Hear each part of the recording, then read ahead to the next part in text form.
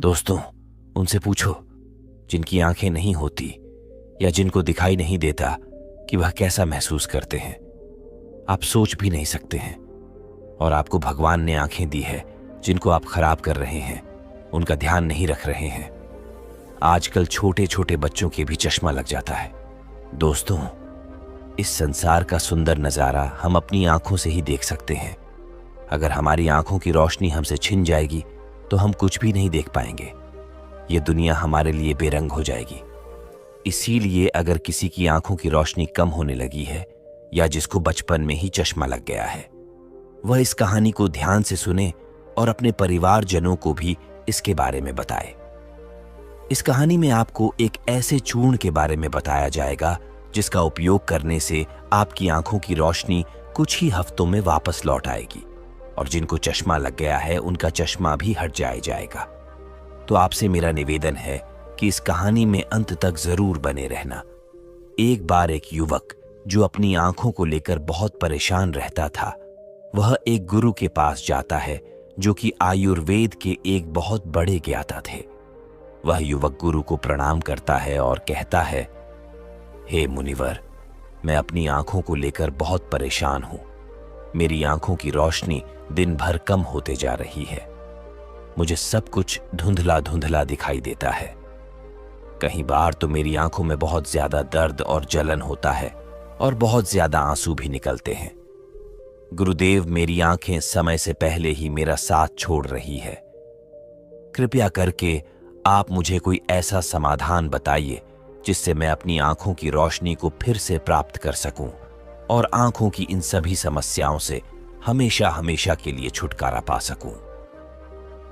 उन गुरु ने उस युवक की सभी समस्याओं को ध्यान से सुना और फिर कहा कि बेटा, हमारे आयुर्वेद में आंखों से संबंधित एक पूरा उपनिषद लिखा गया है जिसे चक्षु उपनिषद कहा जाता है।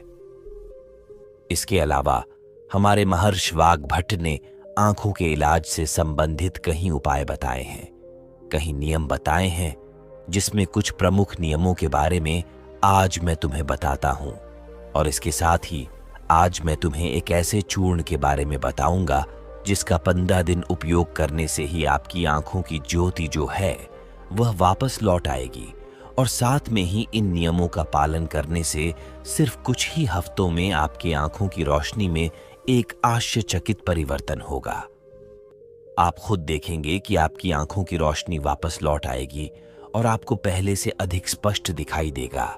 और अगर तुम लंबे समय तक इस चूर्ण का उपयोग करते हो और इन नियमों का पालन करते हो तो तुम्हारी आंखों की सभी समस्याएं, सभी बीमारियां जड़ से खत्म हो जाएंगी और तुम्हारी आंखें हमेशा के लिए स्वस्थ और दृष्टिपूर्ण बनी रहेगी। फिर गुरु उस युवक से कहते हैं कि बेटा, सबसे पहले इन नियमों के बारे में जानते हैं। इसके बाद मैं तुम्हें उस चूर्ण के बारे में, उस चूर्ण की विधि के बारे में बताऊंगा और यह भी बताऊंगा कि तुम्हें उसे किस तरह से प्रयोग करना है। फिर गुरु उस युवक से कहते हैं कि बेटा, अब तुम इन नियमों को ध्यान से सुनो। आंखों के उपचार के लिए आयुर्वेद का पहला नियम है, सुबह उठते ही बिना कुल्ला किए अपने मुंह की लार को आंखों पर लगाना है। तुम जैसे ही सुबह बिस्तर से उठते हो तो बिस्तर पर बैठे हुए ही अपने मुंह की लार को अपनी अंगुली में लो और उसे अपनी आंखों की कोर में काजल की तरह लगाओ। यह बहुत ही रामबाण इलाज है। आंखों की सभी समस्याओं का असल में हमारी लार में वह सभी तत्व पाए जाते हैं जो मिट्टी में होते हैं। और जब हम सुबह की लार को आंखों में लगाते हैं तो वह सभी पोषक तत्व हमारी आंखों को मिलने लगते हैं, जो इसे स्वस्थ बनाए रखने के लिए बहुत जरूरी है। आंखों को हमेशा स्वस्थ बनाए रखने के लिए आयुर्वेद का दूसरा नियम है, मुंह में पानी भरकर आंखों में धीरे धीरे छींटे मारना। तुम जब रोज सुबह अपनी आंखों को धोते हो तो उसे ऐसे ही मत धो, बल्कि उससे पहले अपने मुंह में पानी भरो। फिर अपनी आंखों पर कम से कम 20 छींटे मारो। छींटे इतनी तेजी से ना मारो कि आपकी आंखों में दर्द होने लगे, वह लाल हो जाए। हमें बस इतनी तेजी से छींटे मारने हैं ताकि पानी आपकी आंखों के अंदर चला जाए। जब आप आंखों में छींटे मारते हैं तो अंदर की छोटी से छोटी गंदगी भी पानी के साथ भर कर निकल जाती है और आंखें साफ हो जाती हैं। और मुंह में पानी भरने का कारण यह है कि जब हम आंखों में छींटे मारते हैं तो आंखों का कचरा जो है वह मुंह के रास्ते से ना जाकर सीधे आंखों से ही पानी के साथ बाहर निकल आए, क्योंकि आंखों की कहीं बीमारियां सिर्फ आंखों में धूल मिट्टी जाने के कारण या कचरा जाने के कारण पैदा होती है। और जब यह सब कचरा साफ होगा तो हमारी आंखें भी स्वस्थ होगी। फिर गुरु उस युवक को तीसरा नियम बताते हुए कहते हैं कि बेटा, सूर्य देव को देखना है। हर दिन लगभग 5 मिनट के लिए सूर्य देव को देखना है, लेकिन दोपहर में या तेज धूप में नहीं। सिर्फ उगने से 1 घंटे के अंदर अंदर या फिर सूर्यास्त होने के 1 घंटे पहले सबसे ज्यादा अच्छा तो यह होगा कि तुम सूर्य देव के उगने या अस्त होने के समय उनके दर्शन करो।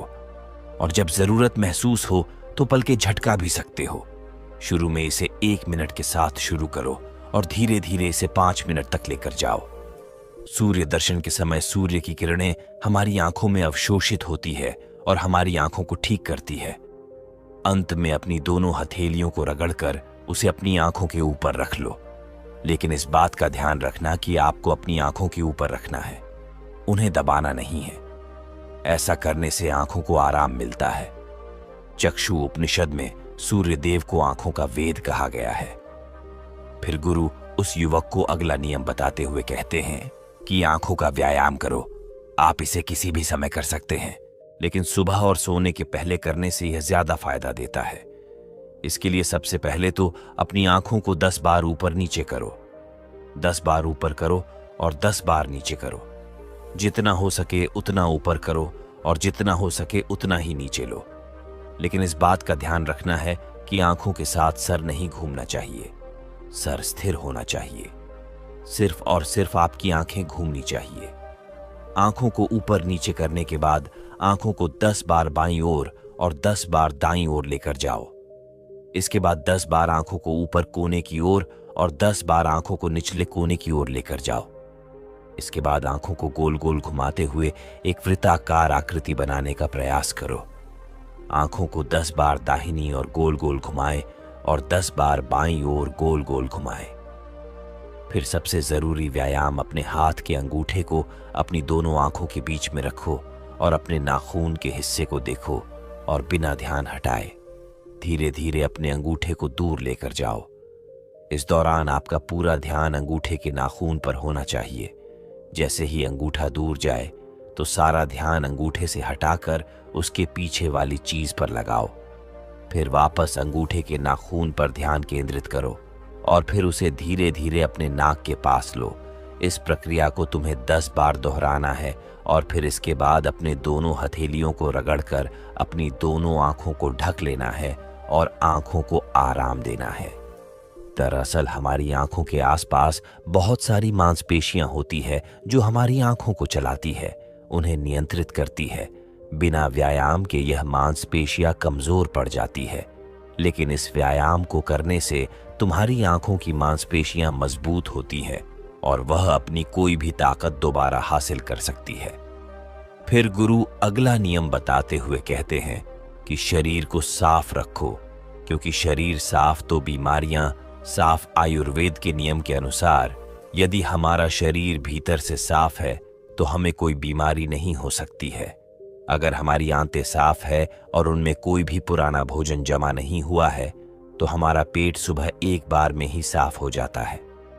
हमें कब्ज की समस्या कभी नहीं होती है तो हमारा हर एक अंग स्वस्थ रहेगा और हमारी आंखें भी स्वस्थ रहेगी। अपने शरीर को अंदर से स्वस्थ रखने के लिए तुम्हें रोज 16 घंटे का उपवास या फिर एक दिन 24 घंटे का उपवास करना चाहिए। फिर गुरु उसे आगे बताते हुए कहते हैं कि बेटा, अपनी आंखों को त्रिफला के जल से धो। त्रिफला एक बहुत ही प्रसिद्ध आयुर्वेदिक औषधि है। महान ऋषि वाग्भट ने त्रिफला को इंसानी शरीर के लिए अमृत तुल्य बताया है। त्रिफला जैसे ही उसका नाम है, ये 3 फलों से मिलकर बना है। पहला है आंवला, दूसरा है पहेड़ा और तीसरा है अरहर। त्रिफला को बनाते समय इन तीनों की मात्रा का ध्यान रखना बहुत आवश्यक है। त्रिफला बनाने के लिए आंवला, बहेड़ा और अरहर का अनुपात 1 अनुपात 2 अनुपात और 3 अनुपात होना चाहिए। यानी आंवला 3 गुना, बहेड़ा 2 गुना और अरहड़ 1 गुना होना चाहिए। इन तीनों को सुखाकर इनके बीज निकालकर इसे अच्छे से पीसकर मिला लीजिए। इस तरह से त्रिफला का चूर्ण तैयार हो जाता है। फिर इसे किसी मिट्टी के बर्तन में रख दीजिए और 1 चम्मच त्रिफला चूर्ण को 2 गिलास पानी में रात में भिगोकर रख दें और सुबह उसे छानकर अपनी आंखों को उससे धो लीजिए। ऐसा करने से बहुत ही तेजी से आंखों की सभी समस्याओं में आराम मिलता है और आंखों की रोशनी बहुत ही तेजी से बढ़ती है। त्रिफला न सिर्फ आपकी आंखों के लिए बल्कि हमारे शरीर के लिए भी बहुत फायदेमंद होता है, क्योंकि यह वात, पित्त और कफ तीनों दोषों को नियंत्रित करता है।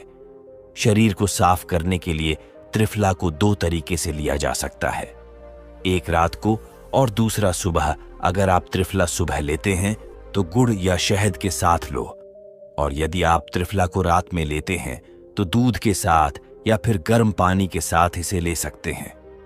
रात में दूध या गर्म पानी के साथ जो त्रिफला खाया जाता है वह हमारे शरीर को साफ करने का काम करता है, गंदगी बाहर निकालता है। और सुबह जो गुड़ या शहद के साथ त्रिफला खाया जाता है ये पोषक तत्व का काम करता है, यानी कि पोषक तत्व प्रदान करता है। इसीलिए जो व्यक्ति स्वस्थ है, जिन्हें कब्ज या पेट से जुड़ी हुई कोई भी दिक्कत नहीं है, वह त्रिफला को दिन में खाए, और जिन्हें पेट की सफाई करनी है, कब्ज की समस्या रहती है, वह इसका सेवन रात को करें। फिर गुरु उस युवक को अगला नियम बताते हुए कहते हैं कि बेटा, यह नियम बहुत ही लाभकारी है। इससे तुम्हारी आंखें और मन दोनों ही तेज बनते हैं। इसके लिए तुम्हें एक अंधेरे कमरे में दीपक या मोमबत्ती जला लेना है। फिर उसे इतनी ऊंचाई पर रखना है कि जब तुम बैठो तो वह तुम्हारी आंखों के ठीक सामने हो। ना ज्यादा ऊपर होना चाहिए और ना ही ज्यादा नीचे होना चाहिए। इसके बाद आपको अपने पीठ को सीधा करके आरामदायक स्थिति में बैठ जाना है और अपनी दृष्टि को उस दीपक या मोमबत्ती की ज्वाला पर, यानी ज्योति पर केंद्रित करना है और लगातार उस ज्योति को देखना है। इस बीच यदि तुम पलक झपकाना चाहते हो तो आप झपका सकते हो, लेकिन कोशिश करो कि जितनी देर तुम बिना पलक झपकाए रह सकते हो तो बिना पलक झपकाए रहो। थोड़ी देर में तुम देखोगे कि तुम्हारी आंखों से आंसू बहने लगेंगे, लेकिन चिंता करने की कोई जरूरत नहीं है, क्योंकि यह क्रिया हमारे आंसुओं के द्वारा हमारी आंखों की सफाई कर रही है। इस प्रक्रिया के बीच आप आंखों के आंसू को रोकने का प्रयास न करें, बस इन्हें बहने दें। इस दौरान अपने हाथों से अपनी आंखों को भी स्पर्श नहीं करना है। जब यह प्रक्रिया पूरी हो जाए तब अपनी दोनों हथेलियों को रगड़कर धीरे धीरे अपनी आंखों के पास लेकर जाओ और आंखों को ढक लो। यह प्रक्रिया रोज रात को सोने से पहले कुछ मिनट के लिए करो। फिर तुम स्वयं देखोगे कि तुम्हारी आंखों की रोशनी दिन प्रतिदिन बढ़ती जा रही है। इस प्रक्रिया को करने से आपकी आंखों की रोशनी के साथ साथ आपकी एकाग्रता भी बढ़ती है। फिर गुरु उस युवक को अगला नियम बताते हुए कहते हैं कि किसी भी ठंडी सब्जी जैसे खीरा, लौकी और आलू के छोटे छोटे टुकड़ों को कुछ मिनट तक अपनी आंखों के ऊपर रखो। जब हम खीरे या लौकी को इस तरह से छोटे छोटे टुकड़ों में काटकर आंखों के ऊपर रखते हैं तो हमारी आंखों के आसपास का जो क्षेत्र है वह ठंडा हो जाता है और बाकी का क्षेत्र गर्म रहता है, जिससे आंख और सर के बीच का जो तापमान है उसमें अंतर आ जाता है और ज्यादा से ज्यादा रक्त आंखों की तरफ आने का प्रयास करता है। फिर जिस जगह पर रक्त का प्रवाह ज्यादा होता है उस जगह का इलाज खुद म खुद शुरू हो जाता है। इस प्रक्रिया को आपको हर दिन 10 से 12 मिनट तक जरूर करना है। इससे आपकी आंखों की रोशनी बढ़ेगी और आप ताजगी महसूस करेंगे। फिर गुरु उस युवक को अगला नियम बताते हुए कहते हैं कि बेटा, तुम्हें रोज ऐसा काम करना है जिसमें ज्यादा रक्त का प्रवाह हो। जैसे शीर्षासन, भस्त्रिका आसन, ऐसे आसनों को करने से रक्त की ज्यादा मात्रा आंखों की तरफ जाती है और आंखें स्वस्थ बनी रहती है। फिर गुरु उस युवक को कहते हैं कि बेटा, तुमने नियमों के बारे में तो जान लिया, अब मैं तुम्हें उस चूर्ण के बारे में बताता हूं जिसका उपयोग तुम्हें करना है, और उसका उपयोग करने से कभी भी तुम्हारे आंखों की ज्योति खराब नहीं होगी। और अगर जिनको चश्मा लग चुका है उनका चश्मा भी कुछ हफ्तों में उतर जाएगा। इस चूर्ण को बनाने के लिए आपको 4 चीजों का प्रयोग करना है, जिसमें पहली चीज है सौंफ, दूसरी चीज है बादाम, तीसरी चीज है धागे वाली मिश्री और चौथी चीज है काली मिर्च। हमें सबसे पहले तवे पर सौंफ को थोड़ा सेक लेना है। सौंफ को नेत्र ज्योति के रूप में अव्वल माना जाता है। इसकी तासीर ठंडी होती है। इसके साथ ही यह खाने को पचाने में बहुत ज्यादा मदद करती है। सौंफ हमारे शरीर के मोटापे को भी कम करती है। सौंफ में potassium, magnesium, zinc, iron, copper जैसे मिनरल्स भरपूर मात्रा में होते हैं।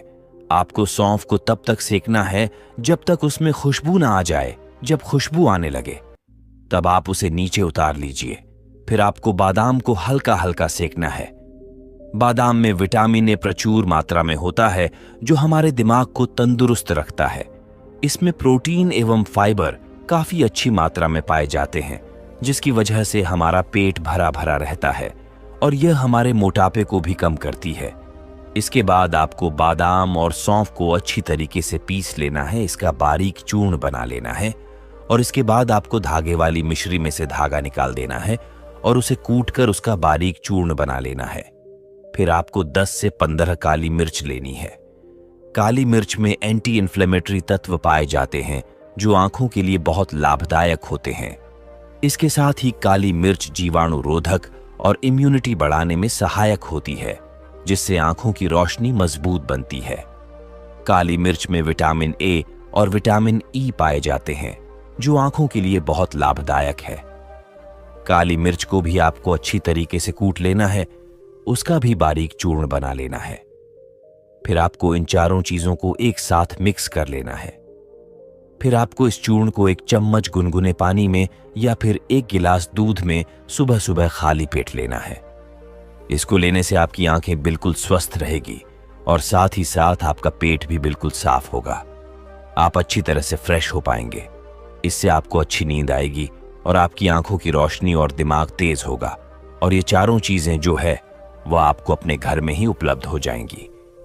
फिर गुरु उस युवक से कहते हैं कि बेटा, आज के समय में आंखों को स्वस्थ रखने के लिए जो सबसे ज्यादा जरूरी है वह है अपनी स्क्रीन टाइम को कम करना। आजकल लोग सुबह उठते ही सबसे पहले अपने फोन के मैसेज को देखते हैं और फिर पूरे दिन यहां तक कि देर रात तक मोबाइल या लैपटॉप को यूज करते हैं। और इन लैपटॉप, फोन, टीवी से निकलने वाली लाइट हमारी आंखों के लिए बहुत नुकसानदायक होती है। इसीलिए आप एक ऐसा रूटीन बनाएं जिसमें आप रात में 8 या 9 बजे के बाद किसी भी तरह की स्क्रीन को नहीं देखेंगे। ऐसा करने से आपकी आंखों को तो आराम मिलेगा ही साथ आपकी नींद जो है वह गहरी हो पाएगी और अगले दिन आप तरोताजा महसूस करेंगे। और अगर आपका काम देर रात तक लैपटॉप पर है तो आप हर कुछ देर में ब्रेक लो, आंखों को बंद करो और उन्हें आराम दो। इसके अलावा आप अपने खाने में विटामिन ए और विटामिन सी को शामिल करो, जैसे गाजर, संतरा, चकुल इत्यादि। यह सब आपकी आंखों को स्वस्थ रखने के लिए अहम भूमिका निभाते हैं। तो दोस्तों, उम्मीद करता हूं आपको इस कहानी से जरूर बहुत कुछ सीखने को मिला होगा। यह कहानी आपको कैसी लगी हमें कमेंट बॉक्स में कमेंट करके जरूर बताएं और इस वीडियो को लाइक भी जरूर करें और साथ ही इस वीडियो को अपने दोस्तों के साथ जरूर शेयर करें ताकि उन्हें भी इस कहानी से कुछ सीखने को मिल सके। ऐसी ही प्रेरणादायक और बुद्धा स्टोरी सुनने के लिए हमारे चैनल को सब्सक्राइब करके बेल आइकन को जरूर दबा दें ताकि आने वाली अगली वीडियो की नोटिफिकेशन आपको मिल सके। इस वीडियो में बस इतना ही। मिलते हैं अगली वीडियो में। जब तक के लिए अपना ख्याल। Thanks for watching. Please subscribe.